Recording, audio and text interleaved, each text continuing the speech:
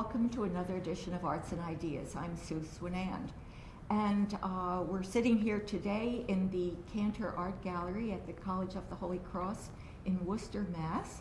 And we're surrounded by some fabulous examples of ECOT weaving, which is really the product of my two guests today, who are Roger Hankins, who is the director of the Cantor Gallery, and Dr. Susan Rodgers, who is a professor in the anthropology department here at Holy Cross. And it's a fabulous show, and I congratulate both of you on bringing such a wonderful learning experience and visual delight to the city. I thought maybe we'd start with you, Roger, and ask how this show came about. Well, this is actually the third in a series of exhibitions that I've worked with Professor Rodgers on. Professor Rodgers had actually curated an exhibition prior to me coming to Holy Cross, so it's actually the fourth in a series of exhibitions here on Indonesian textiles. So this has been a fantastic journey for me as we've developed these exhibitions over many years and explored different themes within the Indonesian textile traditions. This is, again, another idea that we're exploring with the ECOTs. Mm-hmm. And Dr. Rodgers has had much field experience in Indonesia and has studied mostly, I understand your specialty is the print literature in Indonesia. That's correct. And your sideline is the textiles. Mm-hmm, mm-hmm. So how did you become so interested in the textiles? That is actually a funny story. In 1983, when I was still in the anthropology program at Ohio University in Athens, Ohio, absolutely out of the blue, I got an invitation from Mr. Jean-Paul Barbier, who is the director and founder of the Musée Barbier-Müller, a very important ethnological museum in Geneva, Switzerland, and he asked me if I wanted to be the curator of an exhibition of Indonesian, Malaysian, and Philippine gold ornaments. I had no background in Asian art whatsoever. I had done all of my work on oratory and print literature, but he was offering 4 months of all expenses paid field work to these three countries, and it was a fascinating collection of ceremonial gold ornaments. So I said yes, and that exhibition ended up opening at the Asia Society Gallery. So that started my sideline in the study of Southeast Asian, I guess you might say, ethnic minority arts. Came to Holy Cross in 1989 and knew that it would be impossible for Cantor Art Gallery to borrow the Power and Gold pieces, which by that time had returned to Geneva.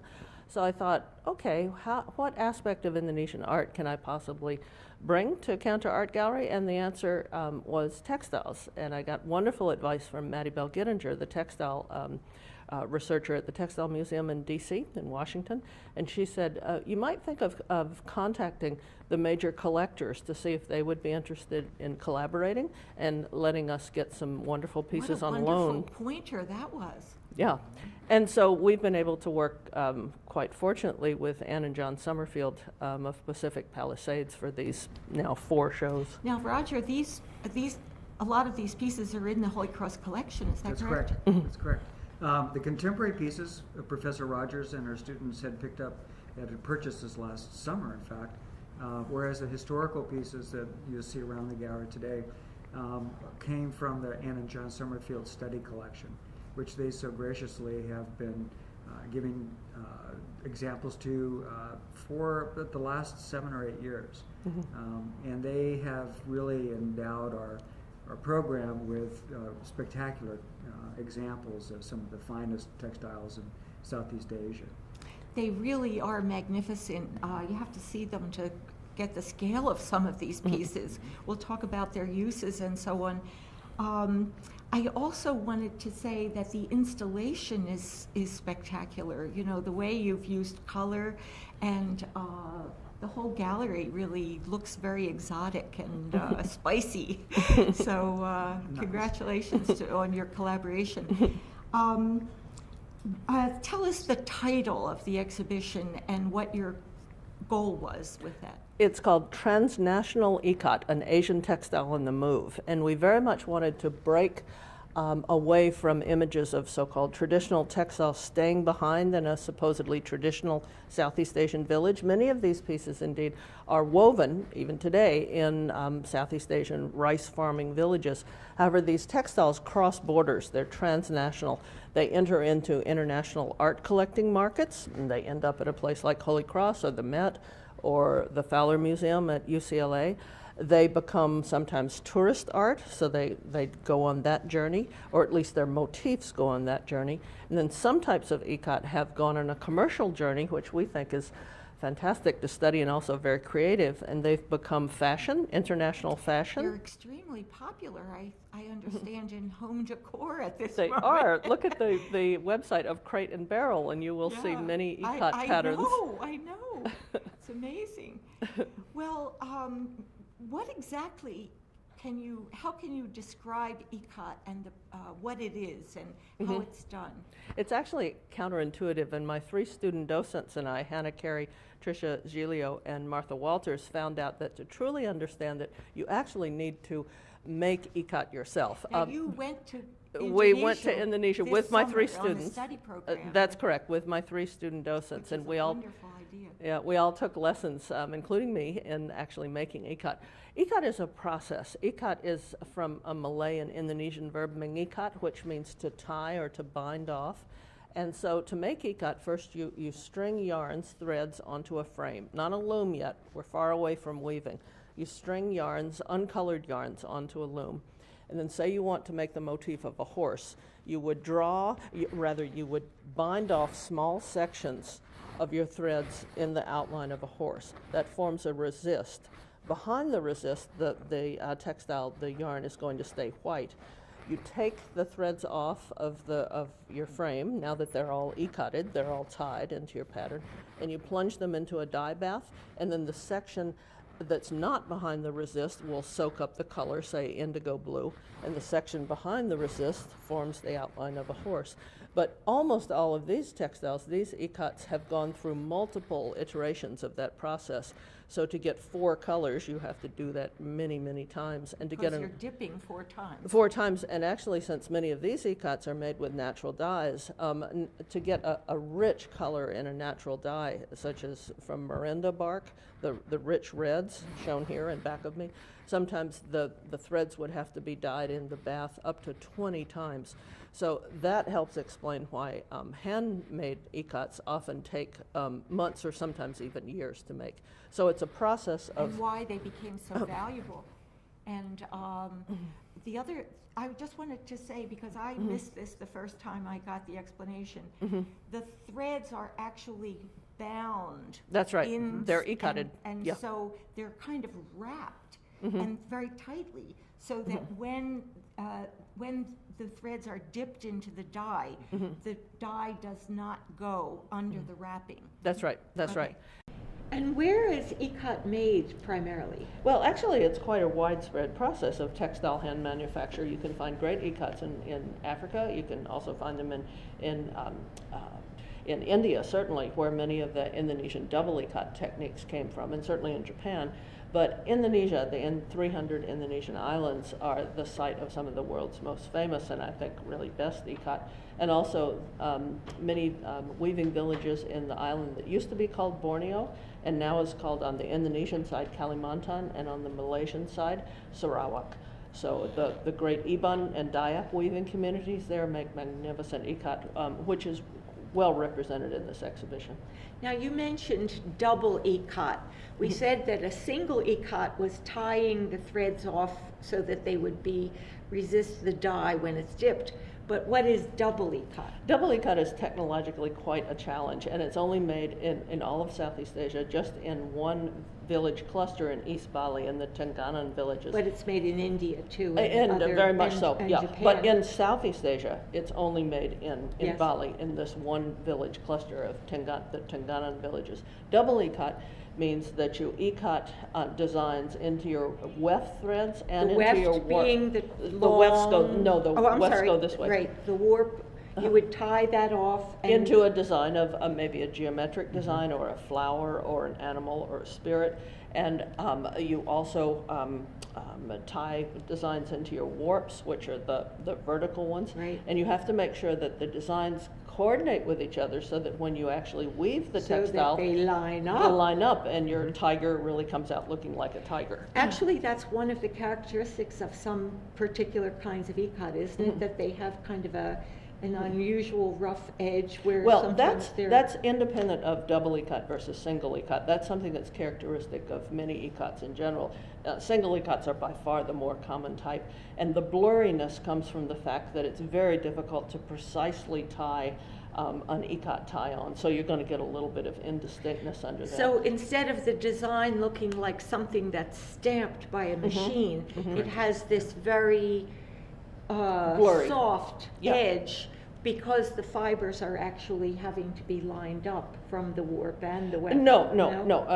Separate the idea of blurriness from double ECOT, because the blurriness is characteristic of single ECOT, the far more typical pattern. With double ECOT, actually, you can get some real sharpness. You don't have to, but you can. Oh, wow, But I thought that would be much more complicated. It's extremely complicated. However, the blurriness aspect comes in simply from it being an ECOT process, not Okay. from it being double ECOT. I see. And so they're using silks and cottons and Hand-spun wools cotton, and today one of the most important aspects of our exhibition is to show that ECOT is moving very forcefully and creatively into commercially produced, factory-produced ECOTs, and those use polyester blends or silk blends or cotton silk blends. So there's a massive change in thread type going on in the last 20 years. And even the wrapping and things are in some places more mechanized, and are they not? And well, if it's actual ECOT, it still has to be tied. You can't really mechanize that as yet. Or what but about you can the stringing and stuff? you can mechanize that to an Yeah. extent, and you can certainly mechanize the simplest process, which is the weaving of the textile. And in a textile, a single ECOT in Bali called Indek, no longer do all Indek weavers at all use a backstrap loom, a back tension loom, which is identified in many ways with village ECOT production. Rather, they use what's called an ATBM loom, which is a semi-mechanized frame loom. And Indek made there, you can make it fairly quickly. You can complete an Indek in several days, or several weeks at least, versus one such as the one in And back. you and your students actually completed some ECOT pieces when you were Well, in, did you not? we would have had to stay there many months to actually complete an ECOT weaving. Not but even a we, little? No, that would have taken many months. But my three students and I, Hannah, Tricia, and Martha, and I took lessons at an NGO, non-governmental organization in Ubud, Bali called Threads of Life, and we took lessons on natural dyes, so we helped to prepare the indigo dye, and we also learned how to actually ECOT threads, that is to tie them into patterns. Yes. But we didn't get to weaving. No, and I saw that they're wrapped with banana fiber to tie off the parts that will be resisting. That was very interesting. Today it's often plastic thread. Things change. And so there seems to be a lot of change happening in the whole, well, I think your experience in the anthropology department, I'm very interested in the way these textiles are used and the way the cultures have passed them down over the ages and so forth. Tell us a little bit about We that. have to make sure that we don't slip into a language of tradition and traditional textiles and so on, because I think any anthropologist would tell you everything is always changing. There's never an ahistorical, outside of history use of textiles. For many, many centuries, I would say that many of these textile types were used to wrap altars, to wrap the ceremonial body, to protect a vulnerable body when a person is going through a rite of transition. They were used as banners, ceremonial banners and rituals. They were used as auguries, that is to tell the future. Expert orators would read, quote unquote, the meaning from the textiles. But what is happening today is a forceful movement of some ECOT types into commercialized ECOT. So they show up as fashion wear. But And that that's doesn't, okay with you? That's Well, perfectly fine because it's the I would not say that at all. That's way too simple a formulation. I would say that it's, I think, important for anthropologists not to look at change as something that we necessarily lament and regret, We want to investigate it and find what are some of the social origins for these changes. As ECOT, for instance, now comes out in the form of a cocktail dress made in a beautiful single ECOT called Indek from East Bali. We want to find out who's weaving it, who's getting the money from that, who's buying it, who is the designer, what's the relationship between a cocktail dress fabric made of true ECOT and the older index ceremonial ECOTs of Bali. So, Are they still being used for the rituals and ceremonies as much as they well, were? remember, there are well over 200 different societies in Indonesia, so there's never a single answer to a question like that. In some societies, such as the Toba Batak, who are close to the society I study, the Angkola Batak, in North Sumatra, the Toba very much use their Sibolang ECOTs, which are displayed here, and their Ragihotang ECOTs. They use them to wrap a ceremonial unit, such as newlyweds. In Like the a hoopah. The young newlyweds would be wrapped in an ulos, and that would present them for the first time as a unit, a newlywed couple, to the public. And the beautiful Sibolang indigo-dyed Toba Batak ECOTs are also used as a baby sling, just an everyday baby sling to tote your kid around.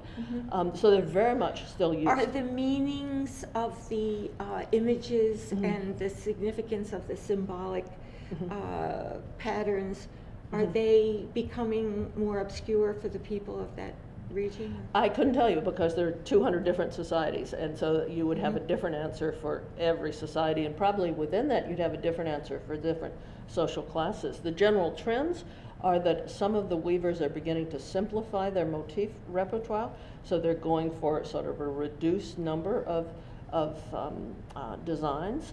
In terms of who knows the myths and the oratory knowledge that lies behind a textile, that varies by village. So some retain Is it, there some don't. anything being done to preserve the knowledge and skill that is required to do this very complex craft? Very much so. And in some weaving communities, such as the South Sumatran Palembang-based Kain Limar weaving communities, that's mostly a Muslim group that has a very strong merchant tradition of marketing a combination of gold thread Songkets combined with silk ECOT. They are quite expert, and they pass all the knowledge to make great Kain Limar on to younger weavers. In some parts of eastern Indonesia, you find that, at least according to some outsiders, there's been a loss of natural dye knowledge and a loss at the same time of the motif structure.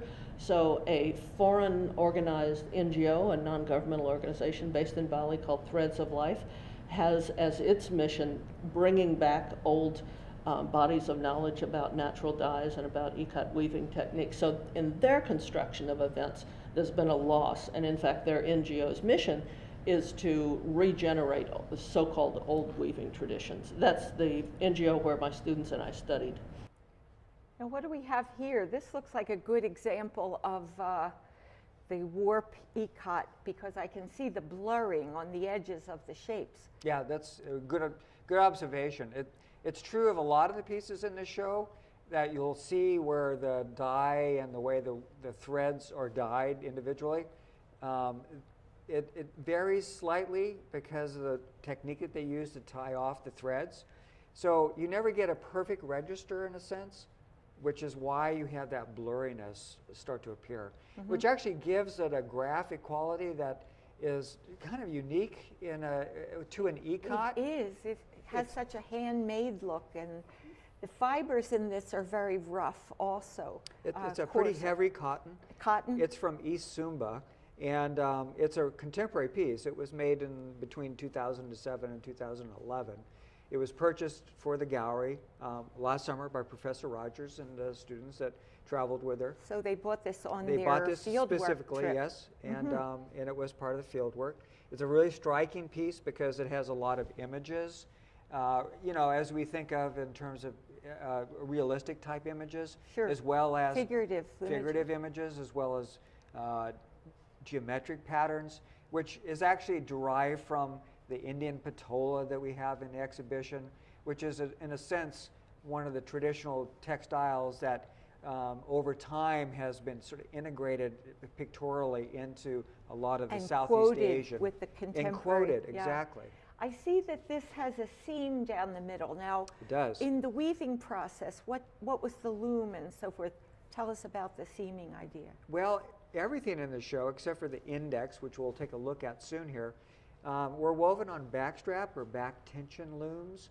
And essentially what those are, they're very narrow looms because essentially the tension for the warps is from the human body pressing against the other end of the.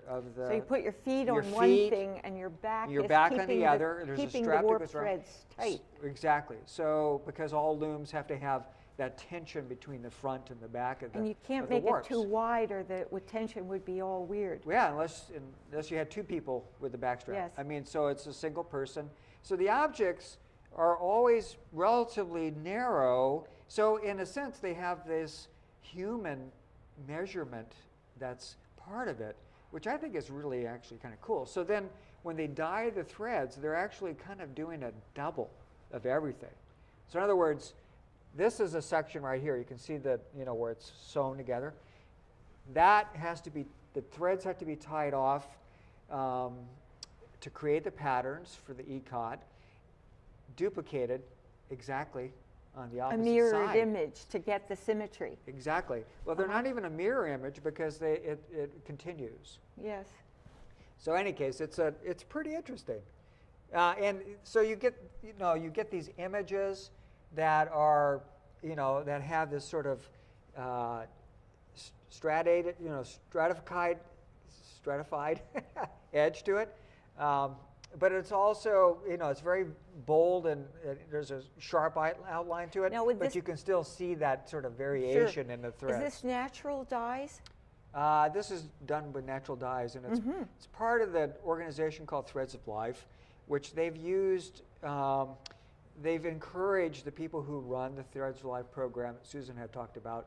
They encourage the local weavers to use traditional methods for dyeing with natural dyes.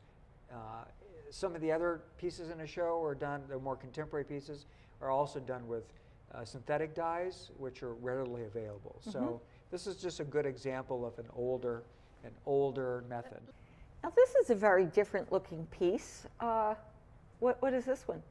Well, this is it really is different in a sense because this one includes also gold supplemental weft threads in a piece, and it's called a Songket. And this is a little different from the rest of the show. The gold wrapping on the threads is called Songket? Songket weaving. And the centerpiece here that we can see is, it also has an ECOT. So it has both ECOT as well as Songket weaving in it. So it shows the variety that had been used by different groups of people. This is actually from Palembang and West Sumatra. So it's a little different location than some of the other pieces that we've been looking at. But what's really intriguing about this piece, I think, is the gold in relation to this beautiful design in the center. And the thread we were just talking about is actually a gold leaf that is mechanically wound around a thread. And my understanding is that thread is usually an animal gut. So it's a fairly strong fiber. Or but maybe very silk thin. in some instances. Could be silk as well. And it's a mechanically wound gold. It's actual gold. It's been very, hammered essentially or rolled to become a very, very thin sheet like a leaf, basically. Wow. Yeah, it's very cool. And so would this have been more of a ceremonial Yes, it would be. thing that you would wear? This is a head wrapper I see. for a man, and this For a man? For a man. This is for a Muslim society, and they would use these more glittery textiles. You can imagine when this is wrapped in a special way that the gold would be very symbolic and impressive, and they would use them at, like for instance, this might have been worn at the installation of a new sultan. For the area, or it could have been worn also at a wedding or a funeral, but high rituals. I noticed there's the gold is missing along this line. That's from the wear? That's actually from the use, essentially, yes. The dyes you see are in good shape, and the fibers are really good. But because the gold is so delicate it's and very on delicate. the surface. And if you keep bending it back and So forth, it was folded on eventually yeah. it would probably wear away. So the Summerfields, Ann and John Summerfield, who gave us a lot of these pieces that we have in our collection, also included this piece in that donation. And this is very old. This is about 1900 roughly. Wow. And they purchased these pieces in the 70s and 1980s. Well, there's a great variety here, and I've really enjoyed looking at all the different things. And I feel like I've learned so much looking at this show because it uses many different aspects of different cultures for teaching, through the art objects. So I think that's a wonderful concept, and I congratulate Dr. Rodgers and I'm using the Rodgers name twice here, but Susan Rodgers and also Roger Hankins, who is the director of the gallery. And you're a wonderful tour guide here, and I thank you for all your help, and it's been a pleasure for me. It's been a real pleasure, Sue. You did a great job. Thank you. I want to encourage the audience, too, to remember that there are always good shows at the Cantor Art Gallery at the College of the Holy Cross. So come in and see what they're doing up here. It's a lot of fun. And I guess I'll hope to see you again next time for another edition of Arts and Ideas.